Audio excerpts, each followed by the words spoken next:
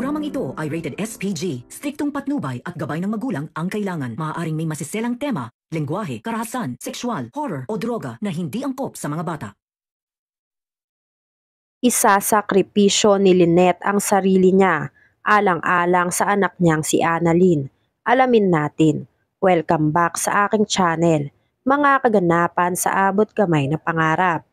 Napaka-intense nga ng mga kaganapan sa abot kamay na pangarap.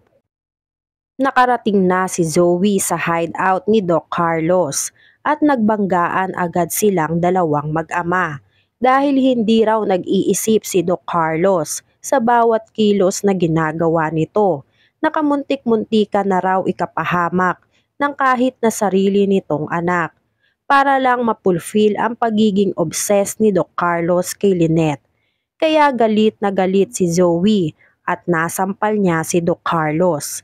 Labis na pinagsisisihan ni Zoe kung bakit nagkaroon siya ng tatay na isang kriminal.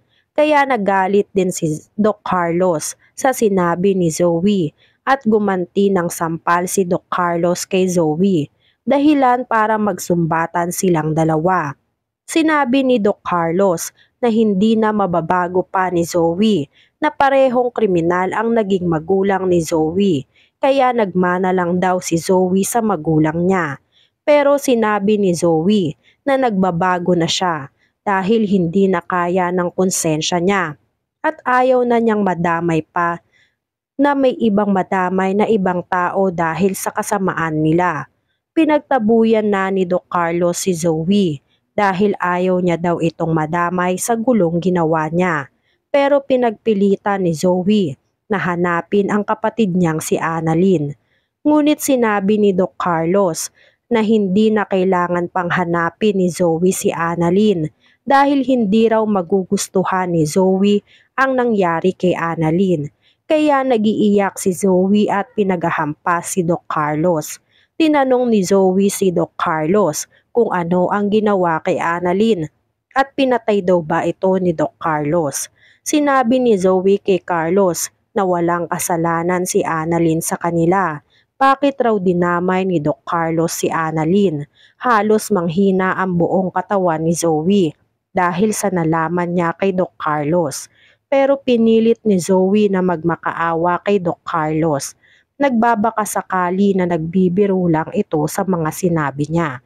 Sinabi ni Zoe na gusto niya raw makita si Annalyn, buhay man o patay. Kaya nilibot ni Zoe ang buong lugar. Nakita ni Zoe na may dugo sa sahig, pati na rin sa isang telang nadampot niya.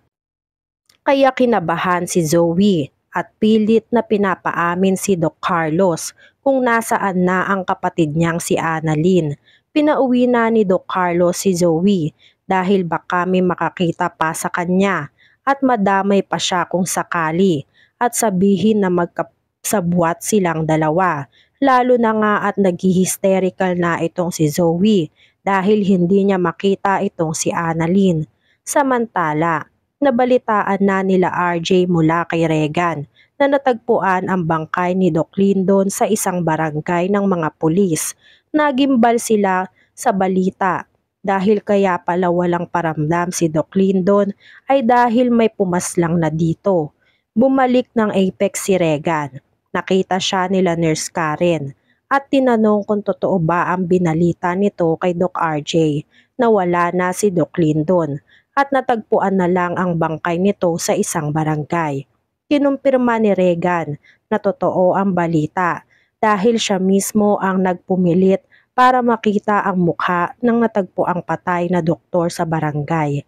Sinabi rin ni Regan na nandun din ang wallet ni Doc Lyndon at may nakita pa na isang ballpen na may nakasulat na Apex. Matatandaan nga na ang may ganong klaseng ballpen nga lang ay ito ngang si Doc Carlos.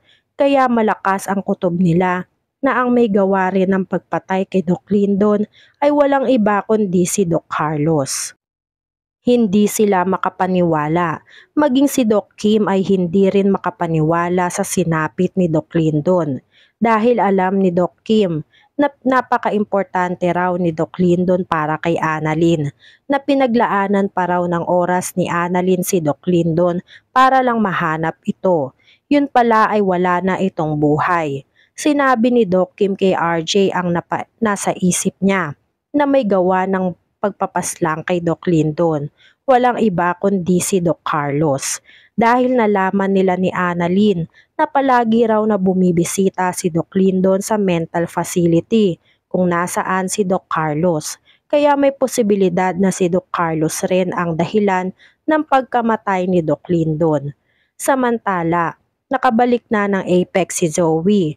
Pinag-usapan nila ni Morgana ang pagkamatay ni Doc Lyndon. Sinabi ni Morgana na malala na talaga ang pag-iisip ni Doc Carlos dahil kung sino-sino na ang pinatay nito. Pero may maganda naman raw na maidudulot yon sa kanilang dalawa nitong si Zoe.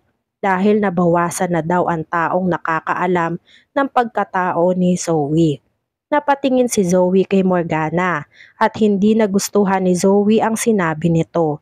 Kaya sinabi ni Zoe kay Morgana na hindi tama ang ginawa ni Doc Carlos dahil matagal tinago ni Doc Lyndon ang sikreto nila.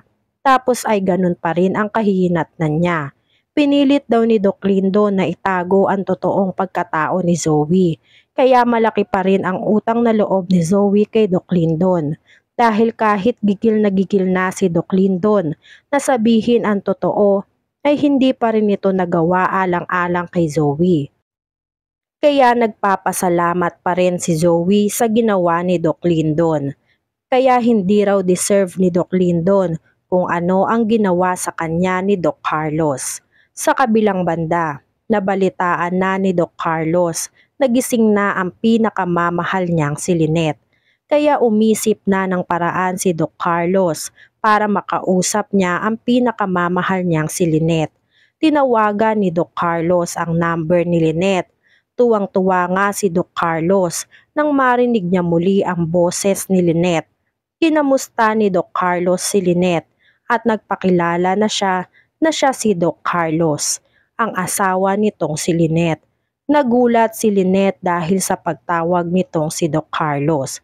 Galit na galit si Lynette na hinanap ang anak niyang si Annalyn dahil alam ni Lynette na si Doc Carlos ang may hawak kay Annalyn.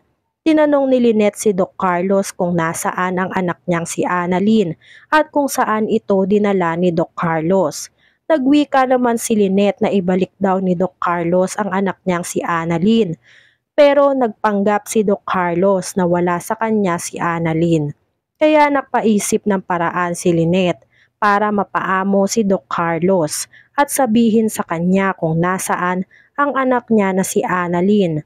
Nagsabi si Lynette kay Doc Carlos na maniniwala lang daw siya kay Doc Carlos at patatawarin niya si Doc Carlos kung ibabalik ni Doc Carlos ng buhay kay Lynette ang anak niyang si Annalyn. Kaya naman nakaisip ng paraan si Carlos para muling makasama ang pinakamamahal niyang si Lynette at gagamitin niya si Annalyn para maipagpalit kay Lynette gaya ng matagal ng pinapangarap ni Doc Carlos na magkasama sila muli ni Lynette. Papayag kaya si Doc Carlos sa gustong mangyari ni Lynette? Yan nga ang mga kaganapan at mga dapat nating abangan dito sa Abot Kamay na Pangarap. Kung gusto nyo pa ng mga gantong klaseng video, ay mag-subscribe at i-like itong video na to.